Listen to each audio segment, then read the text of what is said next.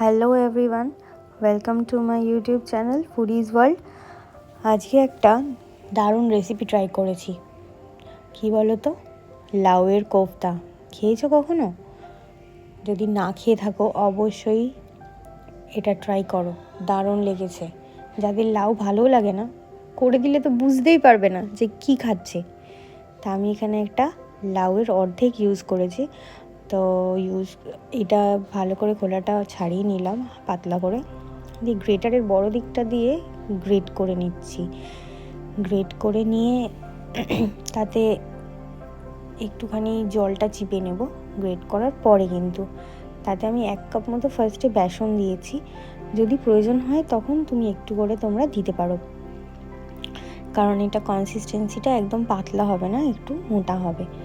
তো এর মধ্যে দিয়ে দেবো একটু জিরে, একটু ধনে, একটু হলুদ, একটু নুন, সব দিয়ে মেখে নেব। আর লঙ্কাটা তোমাদের ইচ্ছা মতো, যদি ঝাল খেতে পছন্দ করো তো অবশ্যই লঙ্কা দিও। তা আমি একটা তেল গরম করে নিয়েছি কড়াতে, নিয়ে তাতে বড়ার মতো ছেড়ে নেব তেলে। এইগুলোকে দিয়ে এইগুলো তুলে নেব লাল লাল করে, আর লো ফ্লেমে ভাজতে হবে। ভেজে তুলে নিয়ে দুটো ছোট ছোট আলু মিডিয়াম সাইজের টুকরো টুকরো করে কেটে, আমি এগুলোকে ভাজিনি, তোমরা এগুলোকে বয়েল করে নেওয়াই বেটার, তেলটা যত কম খাওয়া যায়। তা আমি এখানে টুকরো টুকরো করে কেটে এগুলোকে বয়েল করে নিয়েছি জাস্ট। আর পেঁয়াজ দিয়েছি দুটো মতো, কুচিয়ে নিয়েছি। কুচানোর পরে একটা অন্য কড়াতে সর্ষের তেল গরম করেছি, তাতে দিয়ে দিয়েছি একটু তেজপাতা আর একটু শুকনো লঙ্কা। তো আর দেওয়ার পরে তেজপাতা শুকনো লঙ্কাটা মোটামুটি একটু নেড়ে চেড়ে নিয়ে তাতে পেঁয়াজগুলো দিয়ে দেবো।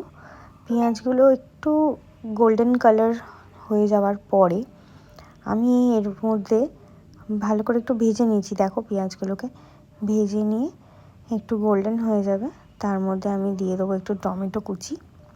তা টমেটো দেওয়ার পরে দিয়ে দেব 1 চামচ মতো আদা রসুনের পেস্ট। তারপরে দিয়ে দেবো একটু হলুদ, একটু নুন, আর আমার কাছে না একটু চিংড়ি মাছ ছিল, তা আমি ভাবলাম একটু চিংড়ি মাছ দিয়ে দেখি কেমন লাগে। তো তোমরা চাইলে এটা দিতে পারো বা স্কিপ করতে পারো। আর দেখো আমি এটার মধ্যে নুন দিয়ে ভালো করে এটাকে কষিয়ে নিচ্ছি। তো কষিয়ে নেবে ভালো করে, যাতে একটু তেলটা ছেড়ে যায়। তো আর আমি এখানে কাঁচা লঙ্কা ইউজ করেছি, তোমরা চাইলে গুঁড়ো লঙ্কা ইউজ করতে পারো। তো আমি জেনারেলি আমার রান্নাতে সব রান্নাতেই কাঁচা লঙ্কাই ইউজ করি, আর কালারের জন্যে একটু কাশ্মীরি মির্চ ইউজ করি।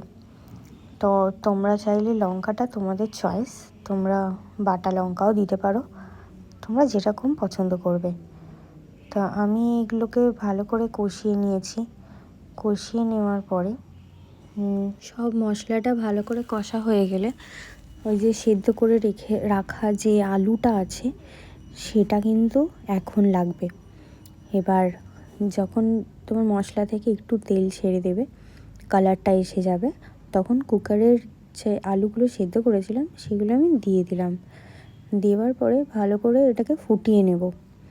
ফোটানো হয়ে গেলে তার মধ্যে আমি একটু জলও আরও একটু এক্সট্রা দিয়েছিলাম, কারণ বড়াগুলো না সব জল টেনে নিচ্ছিল। তা আমি আগেই যতটা জল দেওয়ার দিয়ে নিয়েছিলাম।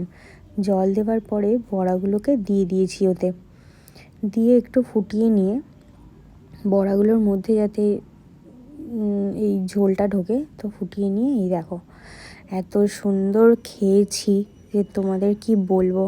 তোমরা অবশ্যই ট্রাই করো আর আমাকে কমেন্ট বক্সে জানাও কেমন হলো খেতে।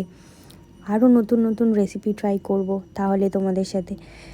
চলো আজকের মতো এখানেই বাই।